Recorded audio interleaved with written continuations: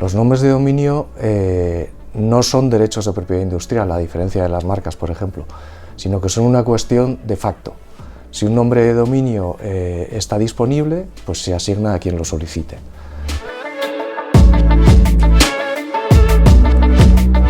Para los nombres de dominio no existe el concepto de la confundibilidad que usamos para las marcas, sino que si un nombre de dominio, si no es idéntico a otro que exista, por ejemplo varía en un guión o en una letra añadida, ya es distinto y ya se puede registrar. Entonces, esta situación evidentemente desde el principio ocasionó situaciones conflictivas con las marcas registradas, que sí son derechos como tales, el fenómeno de la ciberocupación, que usurpaban, registraban como nombre de dominio denominaciones que se correspondían a marcas registradas de terceros o que eran confundibles con ellos. Entonces, para solucionar este tipo de conflictos, más allá de que en ocasiones se pueden solucionar a lo mejor a través de un requerimiento, si das con una persona más o menos razonable, pues se puede solucionar, y si no, pues se puede solucionar. La vía natural, que podría ser acudir a la vía judicial, pues es ciertamente complicada, porque los nombres de dominio, pues muchas veces el registrador es una empresa alojada en un país extranjero, la persona que ha registrado el nombre de dominio también está alojada en un nombre extranjero, la infracción se produce, por ejemplo, en España o en otro país, entonces es complicado fijar una competencia judicial y puede resultar además muy caro. Se trata de un procedimiento cuasi arbitral, y digo cuasi porque a pesar de ser, se parece a un procedimiento arbitral, pero es de sometimiento obligatorio. Cualquiera que registre un nombre de dominio, la norma del registro se compromete a someterse en caso de conflicto a este tipo de procedimientos. Entonces son procedimientos muy sencillos que se tramitan por parte de determinados proveedores, el más importante de los cuales es la OMPI. Se presenta una demanda, si es formalmente correcta se le da traslado al demandado, que tiene 20 días para contestar, y en función de eso el experto, que se denomina así en español, luego el panelista, que también se usa esa terminología, dicta una decisión. Y todo esto se puede resolver en un plazo, por ejemplo, de 2 meses. O sea, es un procedimiento muy ágil, mucho más barato que un procedimiento judicial, y además se ejecuta directamente por el registrador.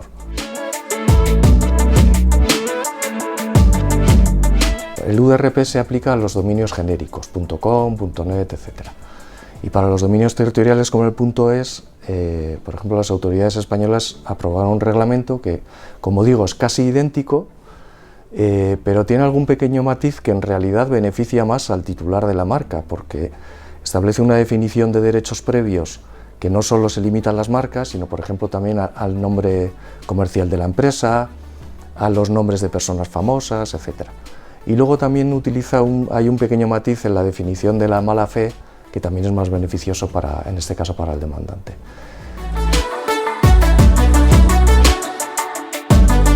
En este tipo de procedimientos lo que se trata es de acreditar 3 circunstancias: que el nombre de dominio es idéntico o confundible a con tu marca, que la persona que lo ha registrado no tiene derechos o intereses legítimos sobre la denominación. Puede ser más complicado en la práctica acreditarlo, porque si por ejemplo el demandado no contesta, tienes tú que acreditar lo que se llama la probatio diabólica, ¿no? La prueba diabólica es acreditar algo negativo, que no tiene derechos o intereses legítimos. Entonces, eso se suele hacer a través de, digamos, de indicios, ¿no? Si, por ejemplo, el nombre de dominio se corresponde con una marca conocida, pues hombre, ya es un indicio bastante claro de que esta persona no va a tener ningún derecho legítimo sobre esa denominación. Sí, por ejemplo, puede tenerlo si coincide con una palabra de diccionario, una palabra genérica, y a lo mejor él está utilizándolo en una página web cuyo contenido resulta acorde con ese significado. Oye, pues entonces ahí sí se le puede reconocer un interés legítimo y la demanda en ese caso se desestimaría, ¿no? Y que ha actuado de mala fe. Pues eso, que el nombre de dominio corresponde con una marca notoria, por ejemplo, que se está utilizando para desviar a los internautas hacia la página web de alguien que es un competidor del titular de la marca registrada, en fin, ese tipo de circunstancias. Este tipo de procedimientos es para casos claros de ciberocupación. O sea, por ejemplo, una disputa entre dos socios que tenían una empresa y uno de ellos registra el nombre de dominio y el otro dice que no tiene derecho porque tal. Pues ya es una cuestión a lo mejor contractual, que no es un caso claro de, digamos, de piratería, de ciberocupación, entonces no tendría acomodo en este tipo de procedimiento. Ahí seguramente el panelista diría, mira, se trata de una disputa jurídica que queda fuera de este tipo de procedimiento que está establecido para casos claros de ciberocupación. Cuando es claro que la persona lo ha registrado el nombre de dominio con intención, digamos, de extorsionar al titular legítimo de la marca a que se lo compre, pues hombre, para ese tipo de situaciones es para las cuales precisamente se estableció este procedimiento. Cuando una marca es inventada, digámoslo así, pues yo qué sé, pues Adidas, o que no es una palabra preexistente de diccionario, pues hombre, si alguien registra como nombre de dominio esa marca, parece como bastante claro desde el principio que está actuando de mala fe, ¿no? Y que es un caso de ciberocupación. Pero claro, el problema es cuando una marca, a lo mejor es una palabra preexistente, pues no sé, se me ocurre Orange, ¿no? Pues es una palabra que existe en muchos idiomas. Pues bueno, a lo mejor ahí es una cuestión mucho más de matiz. Imaginemos que el nombre de dominio, que la página web de quien ha registrado ese nombre de dominio alude pues a algo relacionado con las naranjas o... Pues hombre, a lo mejor ahí es mucho más difícil acreditar que existe mala fe. Entonces, efectivamente, como bien dices, cuando una marca registrada tiene un significado genérico, pues es más débil y más difícil de proteger en este ámbito también.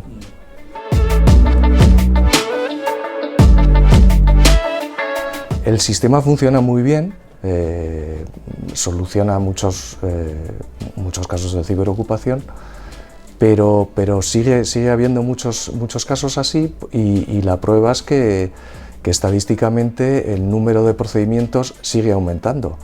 El año pasado, en el 2025, los casos UDRP que resolvió la OMPI, que hay más proveedores, pero solo la OMPI resolvió más de 6.200 casos, con lo cual sigue estando ahí. Y es que es lógico, porque registrar un nombre de dominio es muy sencillo y muy barato. Y claro, potencialmente, pues tú puedes registrar eso, cualquier nombre de dominio, aunque se parezca a una marca registrada, siempre y cuando esté técnicamente disponible.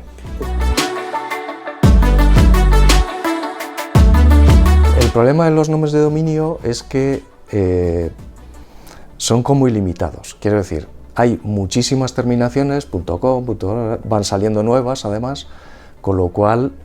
y luego además lo que hablábamos antes, que siempre que un nombre de dominio no sea idéntico, cualquier pequeño matiz ya lo hace distinto y técnicamente sería posible registrarlo, con lo cual no te puedes volver loco ni registrando tus dominios, porque es casi imposible registrarlo en todas las terminaciones que existe, tienes que ir un poco a las que te interesan de verdad. Y luego en cuanto a defenderte respecto a posibles usurpadores, pues también tienes que ser práctico. Quiero decir, tampoco puedes disparar a todo lo que se mueve, porque las posibles combinaciones son infinitas y estarías todo el día metido en procedimientos y gastándote dinerales. Entonces, bueno, pues tienes que seleccionar y proceder contra aquellos que verdaderamente o te están haciendo un daño real o potencialmente es un nombre de dominio tan parecido a tu marca que ciertamente, aunque a lo mejor todavía no esté en uso, pero sí te interesa recuperarlo, ¿no? Evitar que ese nombre de dominio lo puedan poner en uso y hacerte daño comercialmente.